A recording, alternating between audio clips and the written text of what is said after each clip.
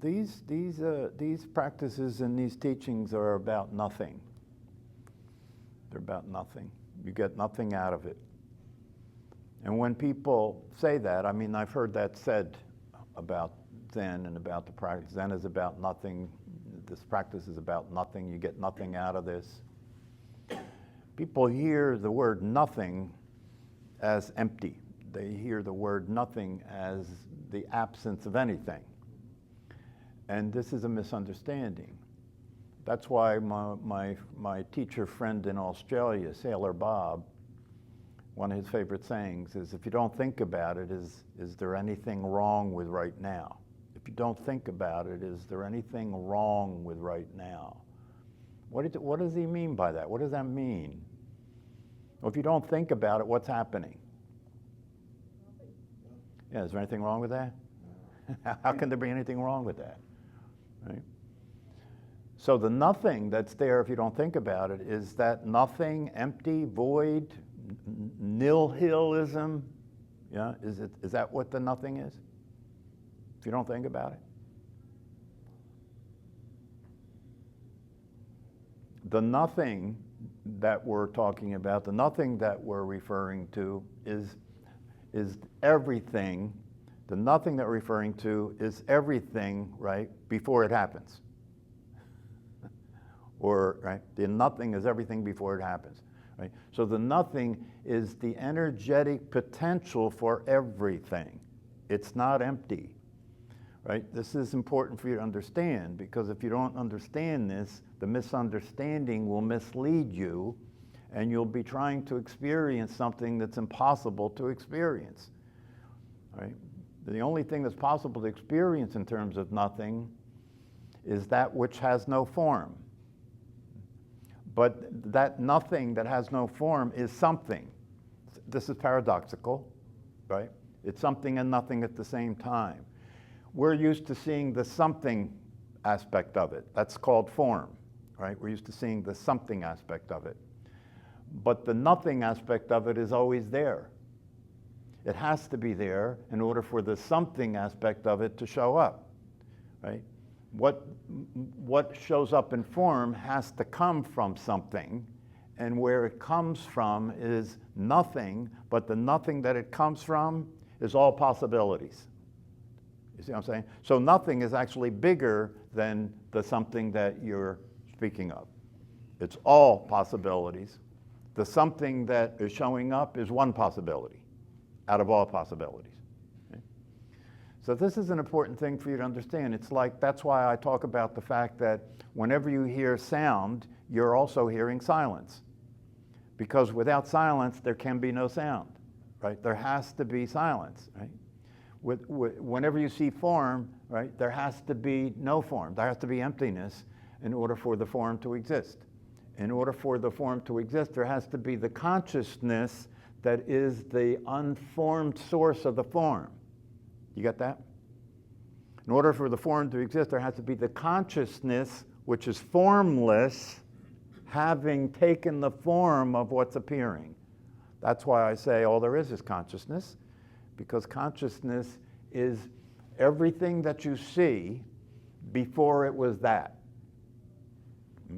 And even while it's that, it's what it was before it was that at the same time. This is the Heart Sutra. Form is emptiness, and emptiness is form. Most of humanity is living in the form part. Most of humanity is living in the separate self-reality, right? In the 10,000 things. Most of humanity is living in that world, and most of humanity considers that world to be the world. Most of humanity considers that world to be the truth, the reality. That's why they're that's why they're not in this class, inquiring into the possibility of discovering what reality is, because they already know what it is. There's nothing to discover. So the only way you're going to be motivated to consider the possibility that you don't know what you think you know is to look at the results you're getting. Yeah? If you want to find out, if you want to consider the possibility that what you think is real and what you think you know and who you think you are isn't the truth, maybe what's going to happen for you to consider that possibility is the fact that the way you have it figured out isn't working well. It's not working well. You know, the happiness that you are interested in isn't happening. The peace that you want isn't happening. The satisfaction that you desire is not occurring. Don't you think it would be a good idea, if that's the case, to ask a very important question? Maybe your understanding of the whole situation is wrong. You know, maybe the square that you're trying to get the round peg in is never going to go in. Maybe that's never going to happen. Maybe you're never going to be happy unless you wake up and realize that what you consider to be happiness is a mistaken understanding of reality. You know, what most people consider to be happiness is a mistaken understanding of reality. If you ask most people, okay, tell me about some times in your life when you consider yourself to have experienced being happy, right? I guarantee you, if you look in your own life and look at the answer to that question, you're going to tell me a situation or a circumstance that occurred, and because that situation or circumstances occurred, you experience what you call happy. It could be a wedding, it could be a birthday party, right? It could be a material possession that you got, and you thought that was what made you happy. But stop and look at this. What you just said is that your happiness is a function of circumstances and situations. That's what you just said. If that's the case, you're in trouble. If that's the case, you're in trouble. Because if for no other reason, you're in trouble because the body that you take to be you is going to die. It's going to get old, it's going to die, it's going to get sick. That's why in Buddhism they say old age, sickness, and death.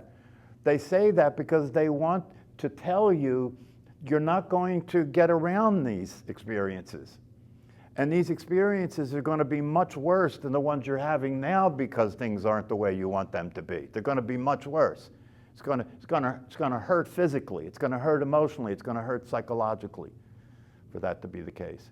So if it continues to be that circumstances are determining your experience, you're in deep shit. You're in trouble.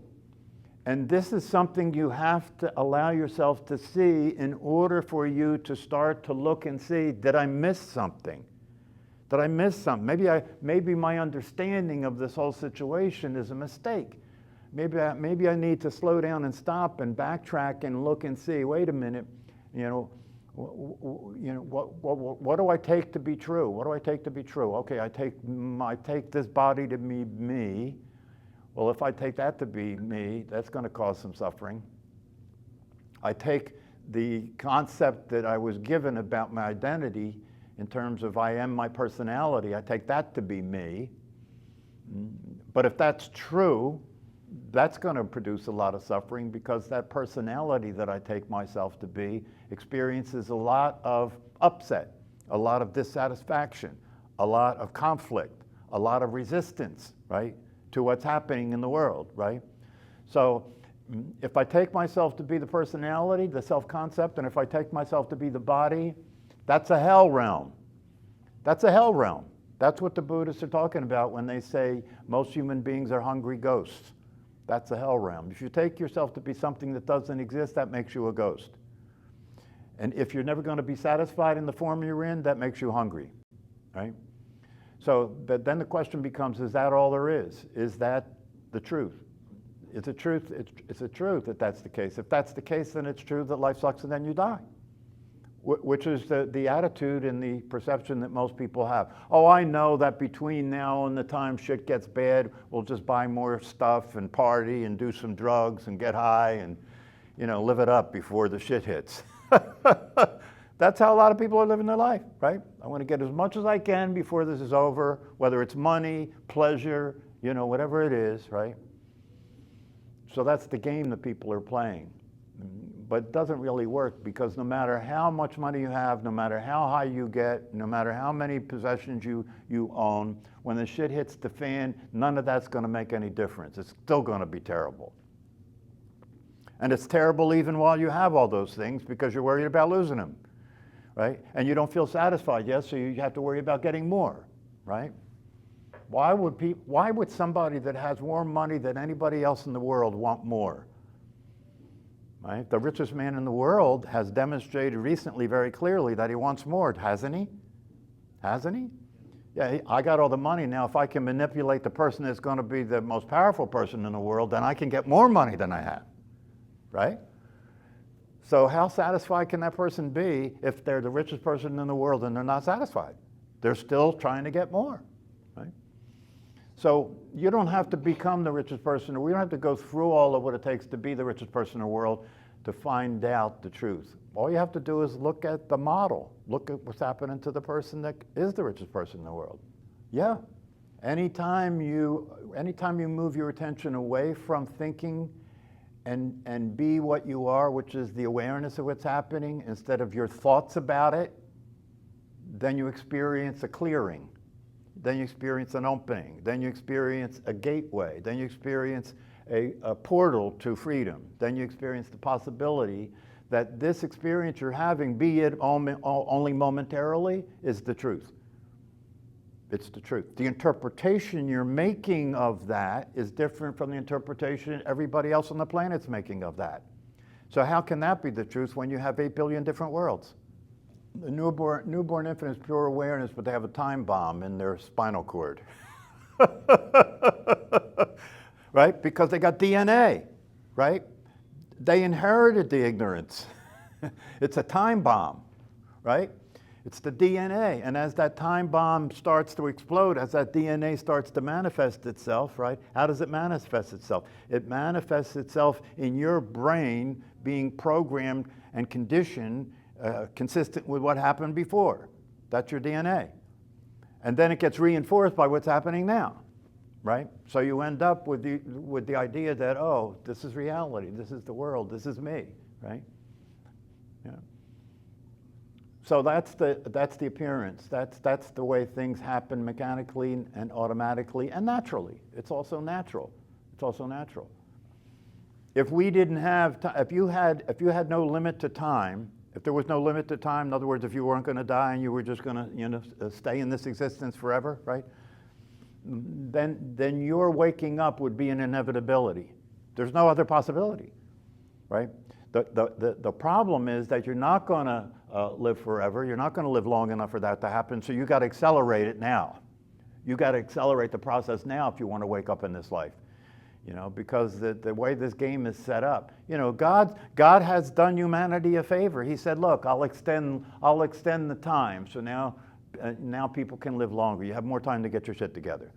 So don't complain to me. I'm giving you extra time. Because that's what we're dealing with here. If it's true that you're already free and you're already happy and you're already satisfied and you're already peaceful, but you just don't know it because you're not paying attention to that, right? And the conditioning is so pervasive and so continuously coming in your face, right? Because you live in the world where everybody's a condition, right? That unless you can find a way to accelerate the process to get to the experience of your natural state, unless you can find a way to get to that experience much sooner, right, then the body will die before you get there. That's why these practices are so important, and that's why the practice of the practices is so important. You got to get from finding the time to meditate once a day to realizing, that's a personality perception. To meditate once a day, to establish a meditation practice once a day, right? The personality has to stretch itself to be able to manage that, that's inconsistent with my schedule, right? When in reality, if you understand what you're doing, you understand that, wait a minute, given what this is about and given what's possible for me, once a day, I don't want to do this just once a day. No, I want to, how can I make this go faster than that? You see what I'm saying? That's why I say once a day is for formal practice, right? Formal practice. Once you get a taste of it, once you get a sense that you are practicing correctly formally, then you want to immediately start practicing informally, which means all the time, because the truth is available all the time. Therefore, you can look at it, you can make contact with it, you can experience it, and you can be it anytime. The truth is available all the time, therefore you can experience it anytime, right? And that's what these practices are all about, getting from being lost in the sauce to experiencing things as they actually are, right? It's available at all times, right? Once you understand it's available at all times, you want right now. It's like Rupert Spira said recently. I saw something that he had on YouTube where he said, the present moment is the refuge. The present moment. Now is the refuge. What did he mean by that? Now is the refuge. Well, what's happening now? What's happening now? Anybody have a guess? Everything is happening. Nothing and everything. Okay. All is happening. Yeah. Everything and nothing is happening now, right? But you're familiar with the everything part of it, is what's happening now. That's why when you practice meditation, and he said that the present moment is the refuge, because the present moment happens before you think about it and turn it into the form, doesn't it? Isn't it true that the present moment is empty? If that's the case, then the present moment is the refuge, because you can visit the present moment, you can experience the present moment anytime you want without thought, and when you experience the present moment without thought, nothing is happening, there's nothing wrong, it's peaceful, it's satisfying. How could it not be satisfying? There's nothing happening, right? That's available at all times. That is the silence the sound is happening in. That's the emptiness the form is happening in. And it's there with the form all the time. So we're not saying, okay, you thought you were the form and the form was all there is, so we're going to wake you up from that and then you're going to experience being the emptiness. No, that's not going to work, because if we woke you up and this disappears and you just become this, now you're formless. Where are you going to go from there? You're formless. You can't relate to anybody. You can't relate to anything, right? So that's not the goal. That's a mistake that a lot of people make. A lot of people think they're going to disappear and become formless. No, that's not going to happen. You wouldn't want that to happen anyway, right? What's going to happen is the form is here. You've been living in the world of form. You're going to wake up to the truth of your true nature, which is awareness itself. And now there's a balance that works. Now there's a balance that works. Now I can experience satisfaction anytime I want, and I bring that satisfaction into the world of form. So that I don't need anything, I don't want anything, I'm satisfied, I'm happy. Now, in that experience, my view and my understanding of my life changes, right? Because now I am not in the pursuit of anything, I'm not trying to get happy, I'm not struggling and coping with the world that appears to be against me. No. Now I'm satisfied, fulfilled, living in a state of peace, and my view of the world is one in which now I'm looking to see how I can express this, how I can share this, right? Why? What else is there to do? I don't need anything. What else is there to do? And when you start behaving that way around other people, you know, that the experience they're having of you is you're not looking to see whether you're getting what you want from them.